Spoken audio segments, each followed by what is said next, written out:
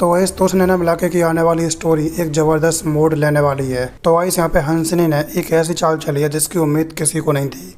अब तक लोगों को लग रहा था कि हंसनी आएगी तो मीडिया के सामने राजीव की इज्जत को उछालेगी, राजीव की बुराइयां करेगी ताकि उसका पॉलिटिकल करियर ख़राब हो जाए।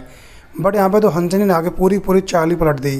यानी कि हंसनी ने राजीव की बुराई करना तो दूर की बात है, यहाँ पे हंसनी ने राजीव की ऐसी तारीफ करी है जिसे सुनने के बाद राजीव भी शॉक्ड है। हंसनी ने बोला है मीडिया के सामने कि उसे राजीव के साथ में कोई प्रॉब्लम नहीं है, राजीव उसके साथ कोई बुरा व्यवहार नहीं करता। हंसनी राजीव के साथ में काफ़ी खुश है। और ये सब सुनने के बाद रघुवेंद्र जी चंचल भवन में आते हैं, जो कि राजीव से बोलते हैं कि उसे कुहू से शादी नहीं करनी है। अगर उसने कुहू से शादी की तो उसका पॉलिटिकल करियर ख़राब हो जाएगा और उसे पार्टी से भी इस्तीफ़ा देना पड़ेगा। लेकिन राजीव बोल देता है कि भले उसका पॉलिटिकल करियर ख़राब हो जाए, भले उसे पार्टी से इस्तीफ़ा देना पड़े, लेकिन वो शादी करेगा तो मात्र कुहू से ही करेगा, भले इसके लिए राजीव को अब कुछ भी क्यों ना करना पड़े।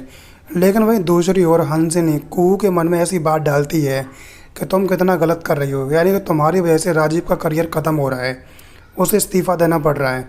तुम अगर शादी ना करो तो राजीव को इस्तीफ़ा नहीं देना पड़ेगा। तुम अगर चाहो तो राजीव को समझा सकती हो। और इसके बाद कुहू राजीव को समझाती भी है कि उसे शादी नहीं करनी है।